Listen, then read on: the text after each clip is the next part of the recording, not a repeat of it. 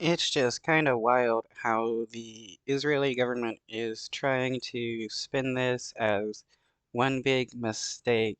How is it a mistake to shoot at unarmed, bare-chested people shouting in Hebrew for help and waving a white flag? They knew what they were doing. Lieutenant Colonel Jonathan Conricus, spokesman for the Israel Defence Forces. Colonel, great to have you with us this evening. And I'm sure you know where we would wish to start. The very sad news that those 3 Israeli hostages being held by Hamas have been killed and killed in what the IDF is describing, perhaps not using these words, but describing as an incident of friendly fire. What more can you tell us?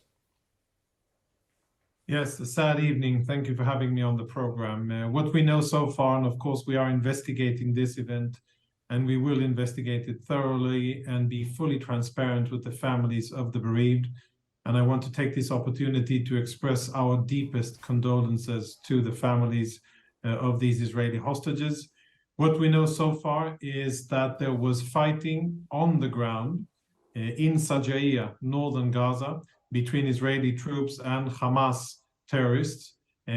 After the fighting, the first stage of the fighting, our troops saw a group of men approaching. They perceived a threat, and as a result of that, engaged, opened fire, and shortly after understood that something. So how are unarmed people a threat? They had no shirt on, they were bare-chested, they were waving a white flag, and one of them shouted in Hebrew for help. But the IDF saw those people as threats. That's just weird.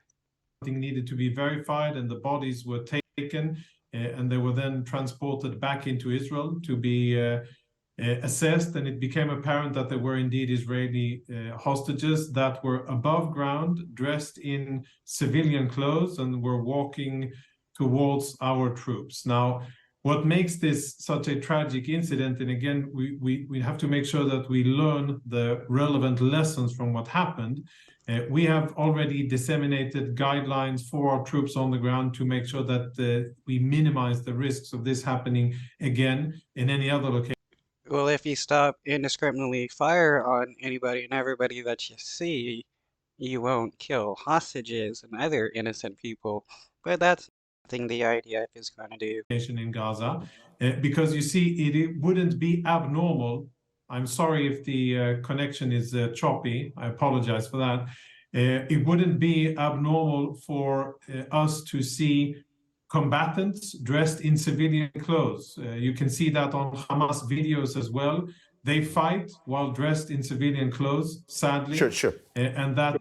Okay, but they weren't Hamas. They weren't armed and they weren't combatants. So why did the IDF shoot unarmed people? I think is part of the confusion here that led to this very tragic and sad mistake. In a roundabout fashion, I suppose one might suggest that this has not happened before now.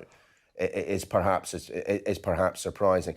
From what you've been suggesting, though, Colonel, and you're obviously providing more advice to those troops who are operating in Gaza at the moment, are you saying that you are going to change the way in which your soldiers are operating on the ground when it comes to circumstances like this? I mean, I'm wondering how that might be possible. Yes, of course, we know that it's not only the British public listening to what we're saying here, but that Hamas will also likely listen in with great interest. So for obvious reasons, I'm not going to go into details what and how we're going to change. I can only say that we have issued guidelines and clarifications for troops on the ground, how to prevent the likelihood of this happening again. I'm not. Is the guidelines going to be don't shoot people that are surrendering and shouting in Hebrew for help? Because that would be a good guideline. Not sure, unfortunately, that we will be able to be 100% perfect in the future either, and we will face difficult situations and combat dilemmas.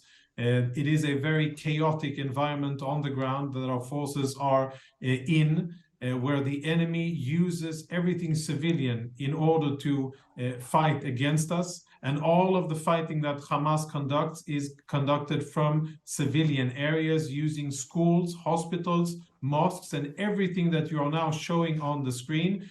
It is ruined because there was fighting there and because Hamas made a decision to fight against us using those civilian infrastructure. And Wow, this is weird how he's justifying the murders of the Israeli hostages by blaming Hamas using human shields. So why is it okay to kill human shields if they're being held hostage by a terrorist group? that is the reason why Sure. what we're seeing on the screen now. I have to ask you, as indeed we asked Mark Regev on the programme last week, about the manner in which Israel is prosecuting this war. There is a degree of criticism coming, not simply from an international community that at the General Assembly of the United Nations voted overwhelmingly to allow a ceasefire to take place, but from your allies. The UK's ambassador to the United Nations describing the civilian death toll as shocking. Joe Biden, the US president, referring to your tactics in Gaza as indiscriminate bombing.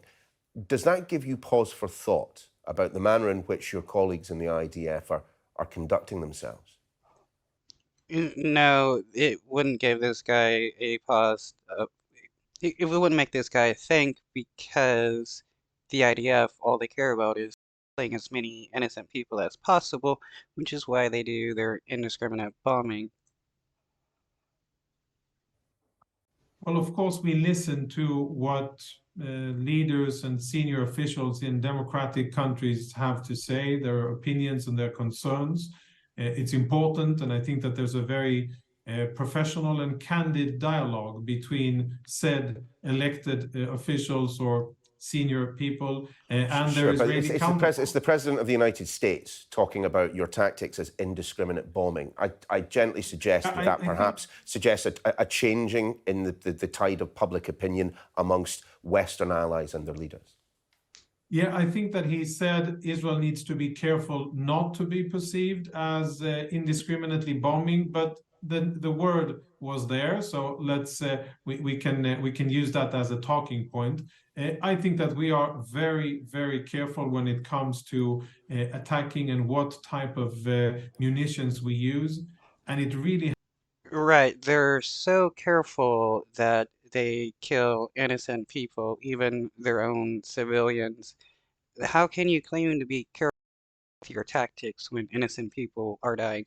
20,000 plus civilians dead because of the Israeli government.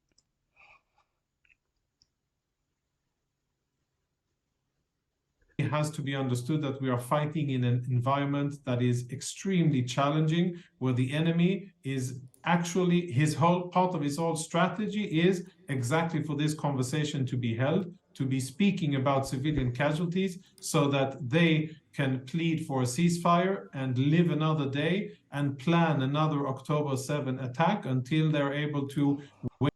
Well, again, he's trying to justify the killings of innocent civilians by saying, if civilians die, Hamas will get a ceasefire.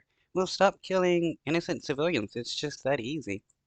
Wage a complete jihad against Israel. Those aren't my words. Those are the words of senior Hamas officials, Ghazi Hamed and other Mustafa Abu Marzouk, who have said so very clearly that this is what they intend to do. And for once, I think we are now listening to what they're saying, and we are very much inclined not to allow that to happen. Last thing I'll say, there are still more than 250,000 Israelis that have been forced out of their homes and cannot yet return to their homes because it is not safe, because Hamas still exists. And it is. Okay, there's been millions of Palestinians displaced from their homes due to the indiscriminate bombings of the Israeli government. Our duty to make sure that Hamas is dismantled so that our civilians can go back to their homes.